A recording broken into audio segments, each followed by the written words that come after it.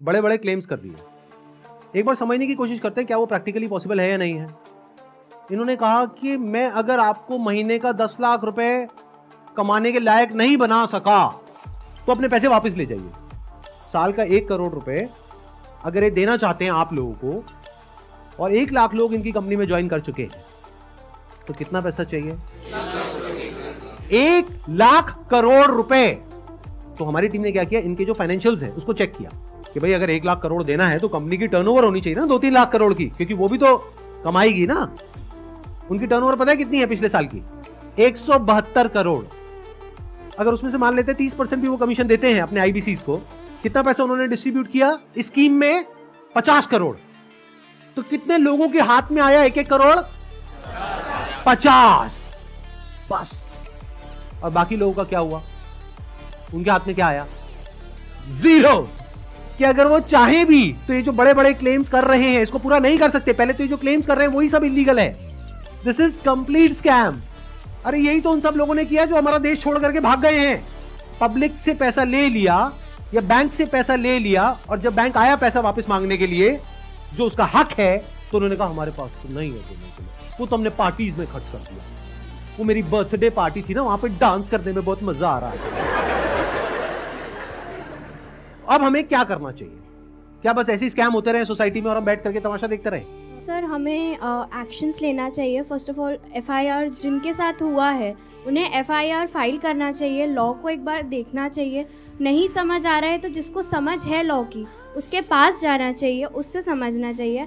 And petition नाम की चीज़ होती है, पब्लिक इंटरेस्ट लिटिगेशन, तो वो फाइल करनी चाहिए उनके खिलाफ, जिससे जो ये स्कैम्स हो रहे हैं वो ख़त्म हो। बिकॉज मॉरली ये मतलब गलत है। जिनका पैसा जा रहा है वो डिप्रेशन में जाके गलत कदम भी उठा सकते हैं।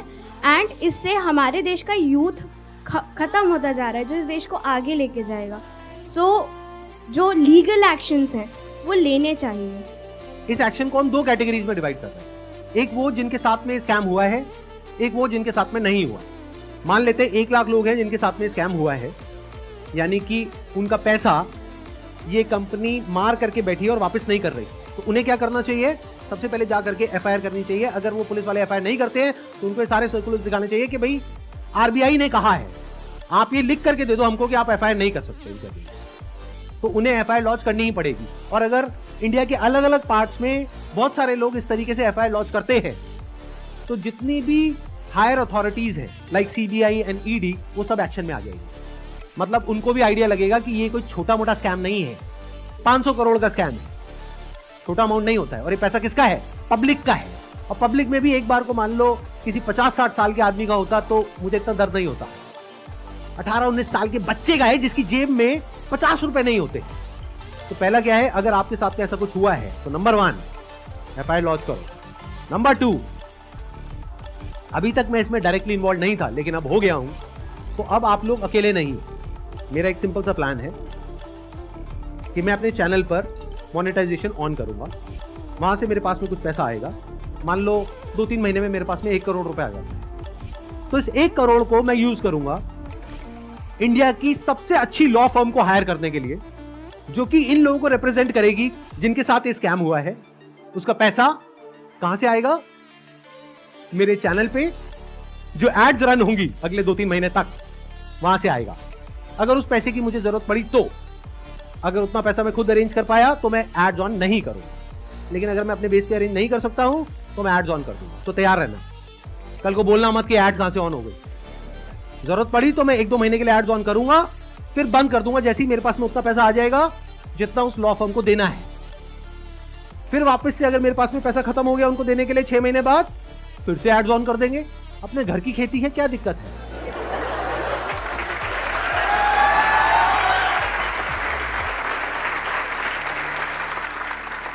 तो अब आप लोगों को क्या करना है, जिनके साथ में स्कैम हुआ है हमको ईमेल करिए। हमारा एक ईमेल आईडी है legal@sandeepmaheshwari.com। और आप लोग क्या कर सकते हैं, जिनके साथ में स्कैम हुआ है, आरबीआई का हम एक लिंक यहां पर नीचे डिस्क्रिप्शन में पोस्ट करेंगे। एक तो इन सर्कुलर्स का, प्लस आरबीआई के जितने भी ऑफिसर्स हैं अलग अलग स्टेट्स में, वहां पर जो उनके रिप्रेजेंटेटिव्स हैं उनका।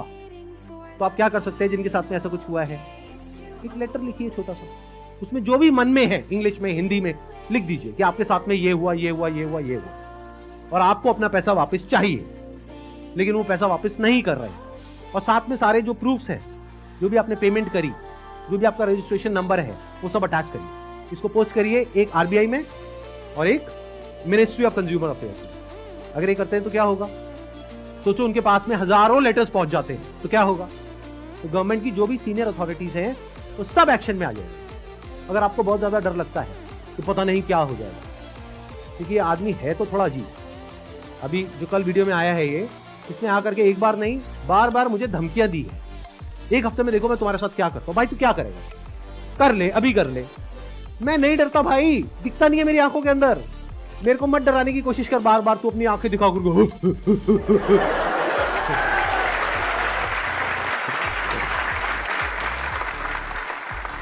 अगर मेरे को एक्चुअल में कुछ हो गया अगले एक हफ्ते में तो सारा शक किस पे जाएगा, है ना। कैसा प्रोफेसर है, थोड़ा तो बुद्धि यूज कर, थोड़ा तो लॉजिक नाम की चीज यूज कर। पब्लिकली आ करके मेरे को धमकाए चले जा रहा है, क्या ये लीगल है। अच्छा एक चीज ध्यान में रखनी है आप लोगों को जिनके साथ ये स्कैम हुआ है, चाहे आप हमको ईमेल कर रहे हैं, चाहे आप कहीं पर भी इस तरह से लेटर भेज रहे हैं या ईमेल्स भेज रहे हैं, जहां भी आप भेज रहे हैं, जो भी प्रूफ है पेमेंट का वो साथ में अटैच करिए और अपनी कॉन्टैक्ट डिटेल्स प्रॉपर तरीके से दीजिए, क्योंकि अगर आप हमको ईमेल कर रहे हैं तो हमारी लीगल टीम आपको कॉन्टैक्ट करेगी आपके फैक्ट्स को वेरीफाई करने के लिए। तो ये हो गया एक कैटेगरी उन लोगों की जिनके साथ में स्कैम हुआ है। अब बात करते हैं बाकी के लोग, जो आप लोग हो। क्या आप जेन्युइनली कुछ करना चाहते हो? कितने हैं जो जेन्युइनली कुछ करना चाहते हैं?